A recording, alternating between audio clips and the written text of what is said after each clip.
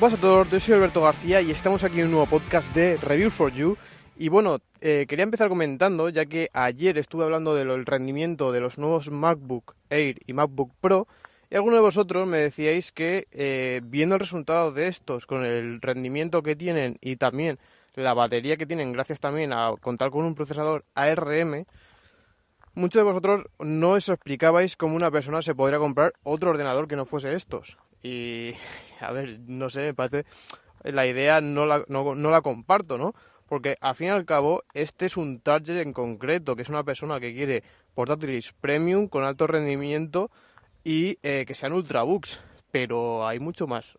Hay mucho más. O sea, una persona que es gamer, que se quiere comprar un portátil gamer, no se va a comprar un MacBook con M1. Aunque, porque bueno, ya dijimos que tenían un rendimiento bastante bueno para el precio que tienen y para el tipo de ordenador, o sea, para ser un ultrabook, tienen un rendimiento muy bueno, pero no es comparable a que te compres el típico PC gamer con una 2070 o 2080, pues obviamente no es comparable, o sea, es mucho mejor el otro en cuanto a rendimiento. Entonces, para ese tipo de usuarios no va a contemplar nunca un MacBook Air ni MacBook Pro. A la vez que también os digo que la gran mayoría de usuarios de mi alrededor, o sea, me refiero fuera del podcast y fuera de la esfera esta así más friki como nosotros, la gran mayoría no se contempla ni pagar 1.000 euros por un ordenador. O sea, más o menos se están barajando sobre los 400, 600 euros. O sea, entonces, claro, eso es como el tema de los smartphones. La gran mayoría de gente se quiere gastar sobre 200 euros en smartphones. Aunque nosotros veamos que, ay, qué bien, qué bueno que es el iPhone tal, el Huawei, el Samsung, móviles de más de 1.000 euros. Eso ya os digo que la gran mayoría de personas no lo contempla. Entonces, claro, incluso todo esto, ya os digo que nosotros somos un nicho muy pequeño. Entonces hay mucho otro público el cual pues no va a comprarse un MacBook porque no se, primero o no se quiere gastar lo que vale un MacBook porque no lo necesita, o quiere otro tipo de PC porque yo, por ejemplo, a ver, yo porque por ejemplo tengo, para el tema de renderizar y todo esto, tengo la torre. Si no tuviese una torre, no me compraría este Mac. O sea, si tuviese que tener un portátil o un ordenador único, no me compraría este Mac porque no me va a rendir tan bien como si me comprase el típico tocho portátil, que ya os digo que es portátil porque lo puedes desenchufar, porque de portátil no tiene mucho. Pero claro, si yo al final lo que necesito es potencia bruta, pues me voy a ir a por esos. O esperarme a ver lo que saca Apple en años futuros, aunque claro, si sigues así nunca te van a comprar nada, ¿no? Entonces, claro, que sí, que es lo que, sobre todo la reflexión que yo os dije, en plan de si no tenéis mucha necesidad, obviamente estamos en una transición muy importante donde el problema de ahora, si te compras lo nuevo, pues que te vas a ver un poco jodido de cara a ver programas nuevos y tener esas compatibilidades, ¿no? Si te compras uno actual, pues sí, vas a estar de puta madre, pero en un futuro se van a devaluar más rápido porque obviamente ya cuentan con la arquitectura vieja. Podría comprarlo mucho con lo que es comprar un coche eléctrico, comprar uno de combustión a día de hoy. También es otra transición muy grande en la cual pues estás un poco con eso. Te compras un eléctrico y a día de hoy o es muy caro o tiene poca autonomía, o si te compras uno de combustión de cara al final de vida del coche, que a lo mejor puede ser 10 años, pues claro, en 10 años ya se ha visto que está acelerándose bastante el tema de los eléctricos y la devaluación va a ser mucho mayor. Entonces, claro, aquí igual, ¿qué es lo más inteligente? Pues yo lo que os recomiendo a vosotros, si tenéis ese tipo de necesidades o algo así, es o yo Apple he pegado el paso porque Apple lo ha hecho bien de cara a los desarrolladores, de cara a meter todas las aplicaciones también de iPadOS que a mí me hacen un mundo, porque yo hay aplicaciones que utilizo en el iPad que no están disponibles de forma en PC o en macOS o en Windows y me hacen un mundo. Y a mí eso, por ejemplo, en Windows tenía que hacer una máquina virtual con Android y entonces meterlo ahí. Y era un poco más complejo de que ya te lo meten de forma nativa, ¿no? Entonces a mí me hace bastante. Aparte, con el tema de Rosetta, pues también te hacen un papelón a la hora de poder correr ese tipo de programas, aunque vemos que tienen un rendimiento menor. Aunque para mis necesidades es más que suficiente. Pero lo que también os estaba comentando, algunos de vosotros me habéis hablado, es que si no lo tenéis muy claro y tal, y estáis ahí que no sé qué, no sé cuánto, o también otra variable, que no os guste Mac, o sea, que queráis Windows. O sea, que hay gente que le da un poco igual Mac, Windows, pero hay mucha que dice, no, no, yo quiero Windows. O todo lo contrario, yo quiero un Mac, ¿no? Pues claro, aquí yo veo la importancia del tema de la segunda mano, sobre todo si os compráis portátiles con Windows, porque los Mac no se devalúan tanto porque al fin y al cabo la marca Apple hace mucho. Y hay gente que se compra un Mac y se compra un Mac. Le da igual, o sea, y no contempla, aunque sea mucho peor que a lo mejor comprarse una igualdad de precio en Windows, no lo contempla y quiere un Mac sí o sí. Por eso no se devalúan tanto, mientras que portátiles con Windows se devalúan muchísimo. O sea, yo os aconsejo que le echéis un vistazo al mercado de segunda mano porque suele bajar bastante los precios. Sobre todo en Wallapop. En Wallapop es porque, por ejemplo, en eBay sí que puedes encontrar algún chollo, pero en tema de subastas. O sea, que estés un poco al tanto, que vaya teniendo varios seguimientos y a lo mejor pues puede ser que tarden más en comprarlo porque bueno, pues tienes que esperar a que se finalice la subasta y si eso pues dura una semana, pues al fin y al cabo, a lo mejor espera una semana y a lo mejor no lo compras porque se te ha subido de precio la subasta. Entonces eso sí que es una cosa que puedes hacerlo si no te corre prisa. Si te corre prisa, yo os aconsejo que os tiréis por Wallapop. En Wallapop, yo por ejemplo también estuve viendo del XPS, el del año anterior y el otro, y bajaron muchísimo el precio. ¿Por qué? Porque este portátil, aunque es un muy buen portátil, de cara a venderse de segunda mano, se evalúan mucho los portátiles con Windows. A mí me pasó y creo que el producto que más dinero le he perdido ha sido a la Surface. O sea, esa yo la compré nueva y le perdí bastante dinero en comparación a otros productos. Entonces, de esto de que compro, hago la review y lo vendo, pues creo que ha sido el que más se llegó a devaluar. También la Surface también es un buen producto para comprar de segunda mano si os gusta. Y también, por ejemplo, la Surface Book esta, que es el que es portátil y tal, que tiene también gráfica dedicada. Eso, estamos hablando del ámbito de lo que sean ultrabooks y tal. Y por eso os aconsejo que si queréis Windows, meterlo en el mercado de segunda mano, porque seguramente vais a encontrar chollos bastante interesantes. Y también os comento de que la putada de ser español es que si te metes en eBay, casi todo va a ser con teclado QWERTY en inglés. La gran mayoría, o incluso alemanes y cosas así.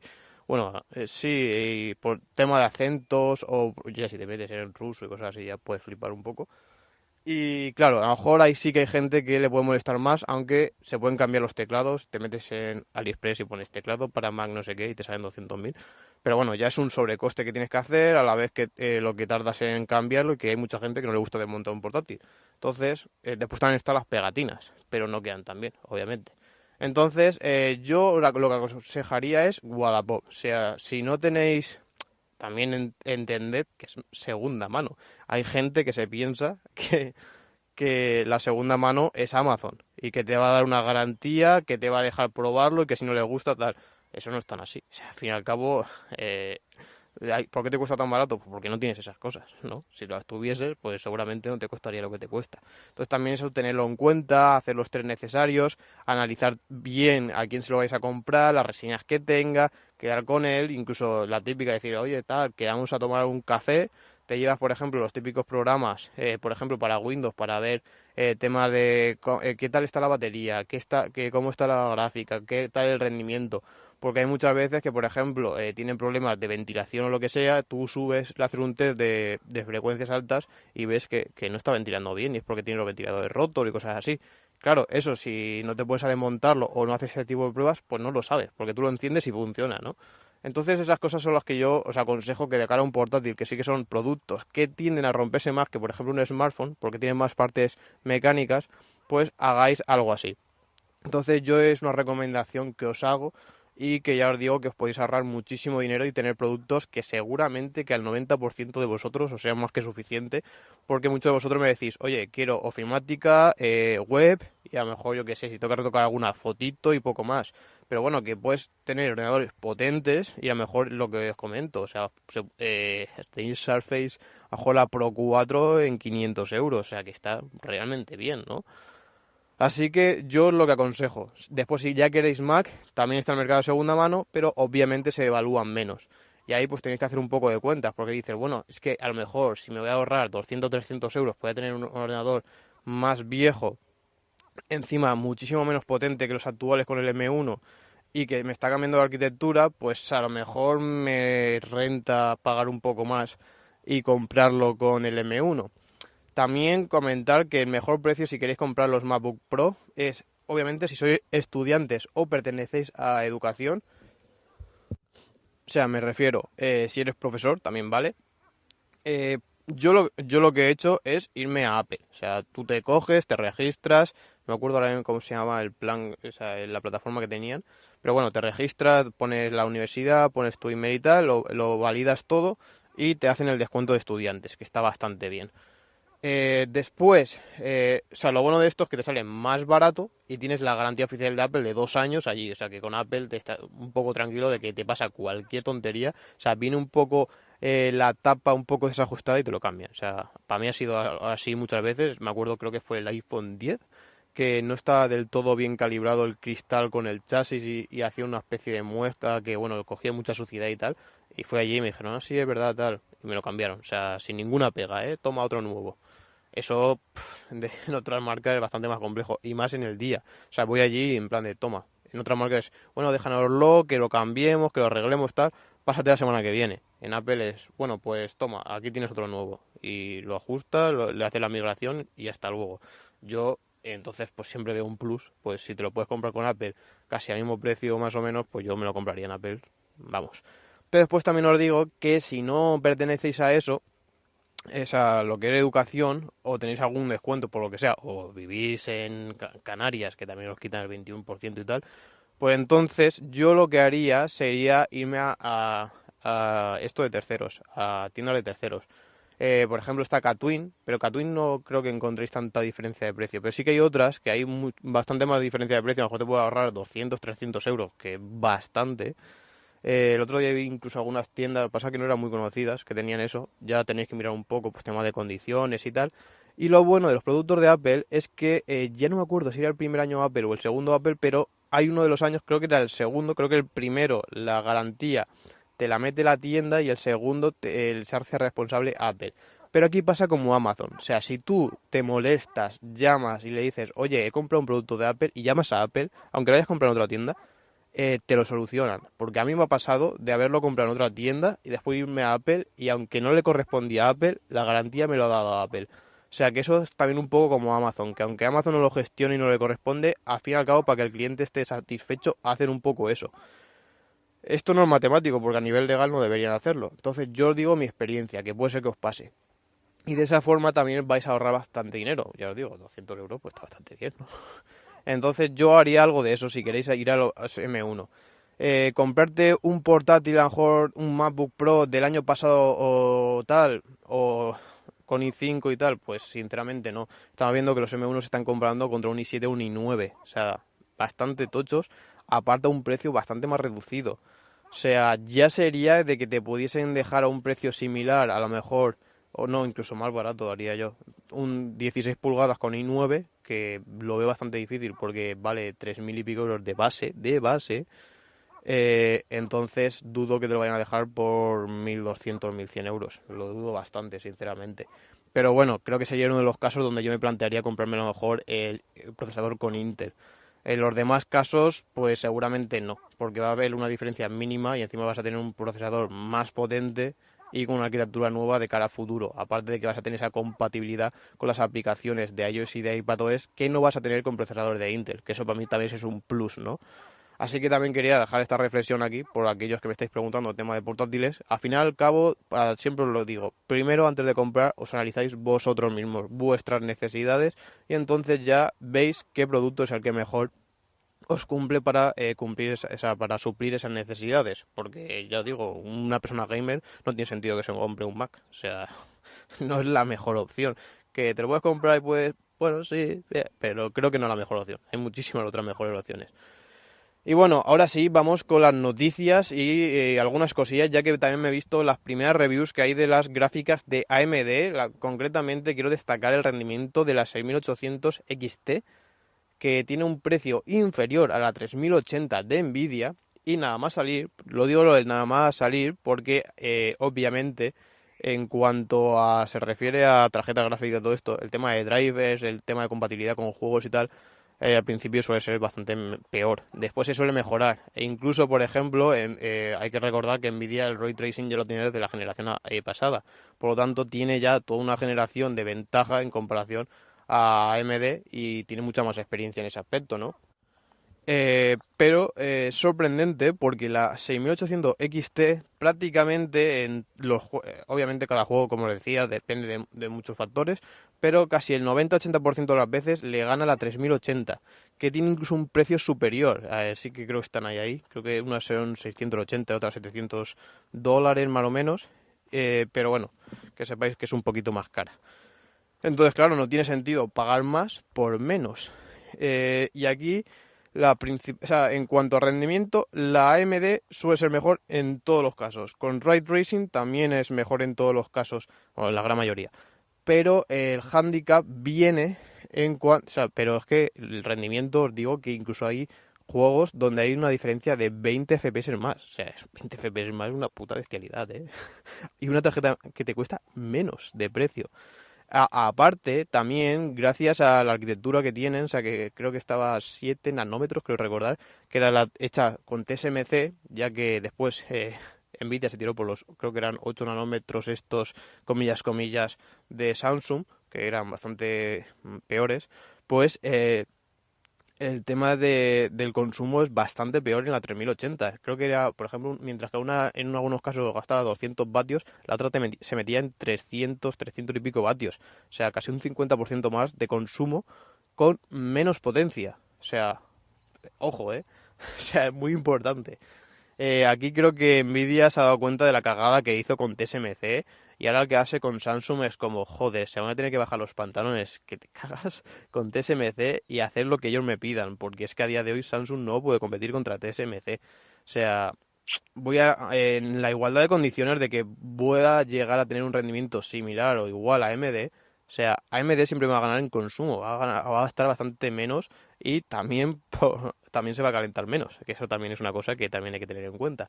Y obviamente vas a necesitar una refrigeración menor y o utilizar menos los ventiladores, por lo tanto menor ruido, etcétera, etcétera, etcétera, ¿no? Son muchas ventajas las que vienen en repercusión al calentamiento que tanto énfasis hago siempre aquí.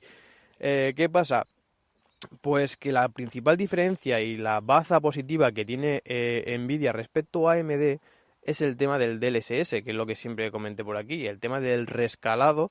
Y entonces, haciendo ese rescalado, pues obviamente sí que tiene mejor rendimiento la Nvidia en los juegos. Punto, ¿eh? O sea, quiero puntuar bastante bien porque esto solamente en videojuegos. Ya si te metes en renderizado y todo eso, no afecta. Entonces, ¿qué pasa? Pues que, claro, en este aspecto AMD no tiene nada a día de hoy. A día de hoy. Porque sí que se están filtrando cada vez más de la colaboración que tienen con Microsoft para el tema del desarrollo del DLSS de AMD y que parece que van a querer poner a punto lo antes posible también por el lanzamiento de las Xbox, ya que la PlayStation 5 sí que cuenta, no sé si en todos los juegos, pero por lo menos en el Spider-Man sí que cuenta con esta función. Y va realmente bien, incluso no lo comparten, aunque sea el mismo hardware, porque es una patente exclusiva de Sony. Entonces no la va a compartir con, con Microsoft en su Xbox, obviamente, ¿no? Todo obviamente va a nivel de software. ¿Qué pasa con esto? Pues que Microsoft a día de hoy, creo recordar que la Xbox no tiene nada. Y entonces aquí es donde quieren hacer en plan de, oye, ¿por qué no lo desarrollamos entre nosotras dos, o sea, AMD y Microsoft? Dividimos el coste y total, el hardware es de AMD también y vamos a poder utilizarlo tu tarjetas gráficas que no eres competencia mía y yo en consola que no soy competencia tuya. ¿Por qué no hacemos esa colaboración, no? Y ahí es donde van a tirar y obviamente van a hacerlo lo antes posible y yo espero que no tarden mucho en sacar esta función porque creo que si ya la sacan, incluso antes de que lo saque, por ejemplo, Sony las TI, pues, Sony, perdón, Nvidia, creo que AMD se va a hacer con el mercado de las gráficas. O sea, a día de hoy, yo si tuviese ya esto, me compraría una AMD antes de una Nvidia. Incluso a día de hoy, sin tenerlo, me lo estoy planteando mucho. O sea, digo, me estoy planteando, no sé si me la compraré. Pero si me la tuviese que comprar, me plantearía mucho la compra de la 6800 XT. Porque ya os digo, más barata, mejor rendimiento. Lo único es eso, la única pega, el Ray Tracing también igual. Y después para temas de renderizado, diseño 3D y todo eso también es mejor porque tiene más potencia. Claro, son todo ventajas, menos esa última. Y para mí, pues al fin y al cabo casi que me renta más, pero también por la utilización más a nivel profesional, no solo en videojuegos, la AMD. Lo que me tira un poco para atrás de AMD, que parece que lo han mejorado bastante, siempre suele ser el tema de los drivers, que en Nvidia suele estar siempre mejor implementados que en AMD, aunque parece que AMD han pulido bastante esto, incluso han dado una herramienta para hacer una especie de overclock a la tarjeta gráfica, que eso se hace como de, por decirlo así, de series, no tienes que tú ponerte con otros programas, sino que en el propio programa de AMD aparece y que te da ese plus de rendimiento. O sea que eso tampoco se ha probado en las pruebas y que podría mejorar aún más el rendimiento. Y esto es lo que os comento, la importancia de la eficiencia y de la importancia de las temperaturas, porque gracias a esto vas a poder subir más con el overclock que Nvidia haciéndole overclock a sus gráficas, porque obviamente se calientan más. Ahí la gran importancia. Así que quería también dejaros estas primeras impresiones que he visto en tema de rendimientos. Yo obviamente no las tengo, pero lo que he visto en diferentes reviews, diferentes tests que se han hecho de las ambas gráficas, partiendo de los mismos juegos, o sea, mismos gráficos y todos, pues la 6800 XT suele ser superior a la de Nvidia. Y ya os digo, con un precio menor. Aún queda la, creo que es la, no sé si es 6900, la que compite contra la 3090 de Nvidia, que tiene un precio de 1.000 euros respecto a la de Nvidia, que son 1.500. Y encima aquí también prometía incluso un rendimiento superior. O sea, te está ahorrando 500 euros y encima ahí sí que, vamos, esa diferencia sí que parece abismal. Y en ese caso, de que quieres una 3090, yo creo que sí que me iría por la AMD, porque la diferencia de precio me parece abismal. Espero que Nvidia baje los precios, porque si no creo que se va a comer un poco una mierda, sobre todo con la 3090. Bueno, también vamos con otra noticia, en este caso nos vamos a los smartphones y también quería hacer unas primeras filtraciones de los renders del OnePlus 9, que no quiere decir que vaya a ser así, y más cuando son renders, que no son fotos ni del prototipo, que ya os he dicho que esto pues hay varias fases, imagínate si se pueden filtrar varios prototipos, imagínate con los renders, o sea, pueden ser propuestas que se hagan a nivel interno y se hayan filtrado algunas de ellas. Lo interesante, bueno, interesante tampoco, o sea, la peculiaridad que tiene es que solamente tiene dos cámaras y entonces me hacía gracia por alguno de vosotros me decía, bueno, a ver si han puesto ya dos cámaras, pero dos cámaras que sirvan de verdad. En plan, creo que tenía él otro OnePlus y estaba un poco insatisfecho con el tema del rendimiento de las cámaras de los OnePlus. Y iban un poco por ahí. Pero bueno, veremos a ver, todo esto, como os he dicho, son muchas filtraciones, muchas conjeturas y nada, obviamente nada confirmado. También nos vamos a Estados Unidos y es que Estados Unidos ha aprobado la colaboración de Qualcomm con Huawei con el tema de los procesadores, ya que le va a dejar venderle a Huawei los procesadores de Qualcomm. Lo que pasa que no le va a vender la última versión, sino que le va a vender la versión anterior y sin el módem 5G. O sea, no van a poder tener 5G. La explicación de esto no tengo ni idea. No tengo ni idea por qué le puede vender una cosa y no una cosa completa. Y más con el tema del 5G. No tengo ni idea por qué han hecho esto. Y obviamente, pues Huawei no va a ser competitiva porque encima vas a meterte con el procesador del año pasado sin 5G y encima no sé si le dejarán realizar sus propios chips, que parece como va a ser de ARM y tal, pues también lo van a limitar en ese aspecto. Así que Huawei lo tiene bastante jodido. También anunciar de que ya vendieron oficialmente Honor, que era esta submarca que también tenían, para hacer frente a los gastos que le está suponiendo todo este tema y la verdad es que se la están cargando completamente la marca. No lo veo bien, sinceramente, o sea, me gustaría obviamente saber más, no por nada, sino por lo que siempre os digo, seguramente habrá muchas más cosas para llegar a tomar esa decisión, pero me parece un poco que se han cargado un poco la balanza, ¿no? O sea, de la balanza, o por decir así, las leyes que regulan un poco el comercio, donde obviamente han beneficiado muchísimo más a las empresas americanas que a las chinas. Y no han dejado soltura que cada una sea competitiva con sus principales bazas, ya sean a nivel pues de software, de hardware o de innovaciones varias, ¿no? Eso es lo que a mí no me ha gustado, pero obviamente entiendo que siempre habrá un porqué del por qué se ha llegado a hacer estas cosas, ¿no? Así que Huawei, sinceramente, lo tiene bastante jodido, una pena, porque creo que era de las, si no, sí, entre las más puntera en cuanto a innovación de estos últimos años y yo esperaba que siguiesen mucho por ahí. Ahora obviamente con las ventas que tiene tampoco van a poder invertir tanto en I+D porque no le va a llegar a rentar tanto. O sea, ese Mate X que sacaron plegable que tan interesante parecía y sobre todo su segunda versión se espera que se mejoren las cosas, pues claro, o sea, ¿quién se lo va a comprar a día de hoy? ¿Te va a costar 2.000 euros en un móvil que no tiene servicios de Google y tal? Pues seguramente no. Y más si después te va a venir con un procesador más anticuado, sin 5G, o sea, se la están cargando completamente. Bueno, nos vamos a Apple. Y es que Foxconn, que es la empresa que se dedica a la fabricación de los productos de Apple, se ha filtrado internamente, que ya eran los rumores que se venía diciendo, que ya están probando los primeros prototipos del smartphone plegable de Apple. Ya también se filtró de que Apple había hecho unos pedidos a Samsung de algunas pantallas plegables. Obviamente Samsung no sé si es la única o será de las muy pocas que a día de hoy fabrican paneles plegables legales, porque después nos vamos a China, ya sabéis las patentes cómo están. Y obviamente entonces los que puedan usar Apple, ¿no? Por ejemplo. Entonces pidió unos cuantos, supongo que se habrá realizado los diferentes prototipos y aquí es donde Apple pues ha mandado esos prototipos a Foxconn para que se hagan los pruebas de resistencia. O sea, ya hemos visto cuando yo os comenté el tema del cristal tan famoso de los iPhone 12 que la verdad es que todos los que conozco, es que es muy hardcore, es todos los que conozco, todos los que conozco que no le han puesto protector se la raya la pantalla. Es que es muy hardcore, ¿eh? Es muy, muy hardcore. O sea, entonces ahí no sé qué pruebas harían de resistencia, pero en este caso Apple se ha puesto bastante seria y en lo que, por ejemplo, otros smartphones plegables aguantaban entre 20.000 y 30.000 veces el plegado, Apple ha dicho que quiere meter un mínimo de 100.000 veces de apertura y de cierre sin que se estropee la pantalla. En este caso, pues, bueno, quiere decir de que que vamos a tener un smartphone plegable de parte de Apple.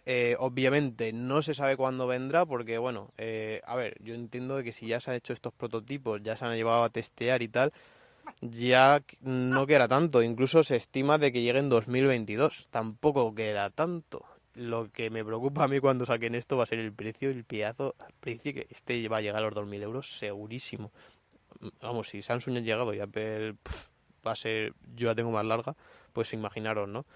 Así que interesante y parece que Apple sí que se va a subir al carro de los plegables. Yo ya lo dije, a mí me parece el futuro. Obviamente hay muchísimas cosas que pulir, muchísimas cosas en cuanto a tecnología y resistencia y todo. Y más ahora que ya subiré un vídeo de la tecnología en sí al probar el Z Flip.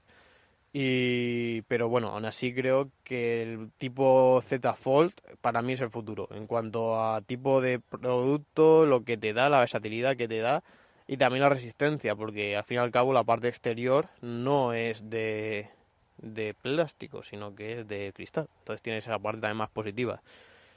Obviamente los precios van a subir mucho también porque no es lo mismo meter una pantalla que meter dos y encima una mucho más grande con encima el sobrecoste que tenga de tener un panel que se doble, que obviamente va a ser más caro que un panel que no se doble por lo que es una tecnología más innovadora.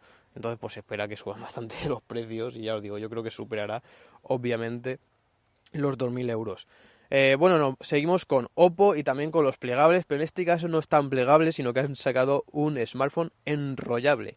Y siempre te viene a la cabeza cuando se dice enrollable la típica de coges y haces como una revista, ¿no? Y la enrollas. No, no es tan así, sino que tiene ese tipo de cómo se enrolla, en plan pergamino, pero no de sus laterales y de forma interna. Entonces, ¿esto qué pasa? Pues que tú tienes un smartphone normal donde en este caso tienen como si fuese un panel táctil o creo que a lo mejor la pantalla tipo Huawei, donde haces un gesto y se empieza a ensanchar el smartphone y tú lo ves como que se está estirando y se hace más grande, pero no ves que nada, sino lo que pasa es que se está desenrollando, pero como el chasis tú lo ves muy parecido, pues como que se está expandiendo, ¿no? Como si coges una foto y las tiran, ¿no? Pues más o menos sería algo parecido. Y sobre todo a mí lo que me ha gustado, si os fijáis en el vídeo que os puse en la web, es el cómo está implementado a nivel de software. O sea, ya sabéis que, por ejemplo, las aplicaciones en Android tienen el eso de que según la pantalla en la que se esté haciendo pues tiene un tipo de morfología u otra, ¿no? Pues en este caso, en vez de decir, a lo mejor de quedarse así, pam, y cambiarse, sino que se va cambiando progresivamente. Se ve la aplicación como se va estirando al igual, se van recolocando las cosas y es muy curioso. A mí me gustó bastante el prototipo este de Oppo y también me parece un prototipo interesante a nivel de visual y de lo que llega a ofrecer, pero creo que esa resistencia que vamos a tener con los plegables no lo va a tener, porque aquí sí que tenemos una pantalla que encima va a ser el mismo material porque al fin y al cabo se va a tener que enrollar, que no está protegida, no vas a poder cerrarlo cuando lo metas al bolsillo, sino que va a estar en fricción constante con el bolsillo o donde lo lleves. Entonces a mí eso es la parte más negativa de este tipo de tecnología respecto a los plegables. Y no sé yo si llegará a buen cauce. Y bueno, para finalizar, Belkin, que es uno de los principales, una de las principales empresas de temas de accesorios de Apple, ha sacado dos bases de carga tipo AirPower. Sinceramente me sorprende mucho de que Apple no lo haya sacado, mientras que otras marcas sí. No llego a entender mucho porque Apple no ha llegado a poder hacerlo, ¿no? Entonces, no sé, es una cosa que me ha sorprendido muchísimo, porque normalmente Apple obviamente muchas veces ha quitado cosas, o sea, no lo ha llevado a cabo, pero las otras marcas tampoco, porque al final el problema suele ser igual. Y en Apple, pues obviamente es una de las empresas con mejores ingenieros a nivel mundial y entonces, pues de forma normal, no siempre es así, pero suelen tener mejores avances por también tener eso. Si tienes al final un buen equipo, pues vas a tener unos buenos resultados y viceversa, ¿no? Así que me sorprendió bastante. Belkin pues ha sacado este tipo de carga donde su superficie era 100% en efectiva, o sea, puedes ponerlo donde te salga de ahí y se va a poner a cargar el smartphone. Va a cargar hasta 2 dispositivos, la de Apple creo que cargaba hasta 3. Y bueno, lo que va a darle de forma o sea, simultánea es 10 vatios a cada uno. No es de las mejores cargas inalámbricas que hemos visto, pero bueno, ahí está. Han empleado 16 bobinas independientes. Y bueno, aquí explicar un poco, no sé si esta funcionará igual. La otra no me acuerdo de qué marca fue, la que vi cómo se había diseñado y tal. Y lo que hacían es que cada bobina en su centro tenía como si fuese una especie de sensor de proximidad. Esto muchas veces, o sea, bueno, el sensor de proximidad o sea, hay casos, por ejemplo, en el smartphone que suelen ser por infrarrojos o también a nivel visual, pero muchas veces, y aquí seguramente habrá sido por ultrasonidos, seguramente haya sido así. O sea, igual que mides lo que tarda en llegar el infrarrojo, por aquí hace lo que tarda en llegar ese ultrasonido. Como es un ultrasonido, pues no lo percibes tú mismo. Entonces, ¿qué pasa? Pues que tú pones un smartphone y entonces esos sensores detectan en plan de, oye, aquí en esto tenemos un smartphone. Vamos a conectar las bobinas correspondientes para que se haga este tipo de conexión. Y ahí pues una vez que se ha efectuado el circuito, o sea, supongo que encenderán varias y la que obviamente cierra el circuito, o sea que tú obviamente das energía y si llega a conectarse es como si tú tienes en realidad en tu casa tienes todos los enchufes encendidos. Lo que pasa es que no se cierra el circuito porque no has metido nada, ¿no? Hasta que no lo metas y detecta de que se ha pasado, entonces ahí ya sabe que se ha hecho la conexión con la bobina interna del smartphone. Yo, por lo que vi, la otra funcionaba un poco así. En este caso, si no es igual, será muy parecido. También hay otras que a lo mejor ya lo hacen directamente con eso, con el que se cierra el circuito y tal. Y sí que es hasta 2. O sea que una vez que se hagan 2, lo que hace es que se capa y se dice en plan de, aunque se puedan cerrar más, no se conecta. La putada es que normalmente la otra suele ser mejor. ¿Por qué? Porque si tú conectas todas las bobinas a la vez, obviamente, pues entre que se va a sobrecalentar más y aparte se va a hacer lo que es esa radiación. O sea, si tú pones esto pasa mucho, por ejemplo, en casa y tal. Si tú pones, por ejemplo, un cable muy potente cerca de algo que es conductor, se hace esa radiación, que en realidad la carga inalámbrica es esa. Lo que es un defecto, aquí se aprovecha para pasar los electrones de uno a otro sin tener que tocarlos, sino que aumentas esas tensiones y lo que hace es que pasan un electrón de un sitio al otro. En este caso lo más inteligente es primero con esos sensores para saber dónde está el dispositivo y después enchufar solamente esas bobinas para saber la conexión que vas a tener y obviamente no, o sea, hacer como una pequeña conexión, no tanto eso, para saber dónde está hasta que se efectúa, entonces ya darle toda la carga hasta los 10 vatios en este caso de forma simultánea. Supongo que si solamente un dispositivo cargará más rápido, digo yo, no lo sé, esto no se ha especificado tampoco. Así que, bueno, poca cosa más. Como siempre, cualquier cosa, cual sugerencia, iVoox, redes sociales, cualquier duda como estas, comentármela porque creo que son dudas que nos va a servir a muchos. Yo intentaré contestarlas por aquí, al igual que muchos también, los que me comentéis cosas, si lo veis interesante también las comentaré aquí para que así podernos ayudarnos entre todos. Y no olvidéis suscribiros a mi canal de YouTube, que subiré vídeo esta semana. Y nada, espero que os haya gustado. Nos escuchamos en un próximo podcast de Review for You. Adiós.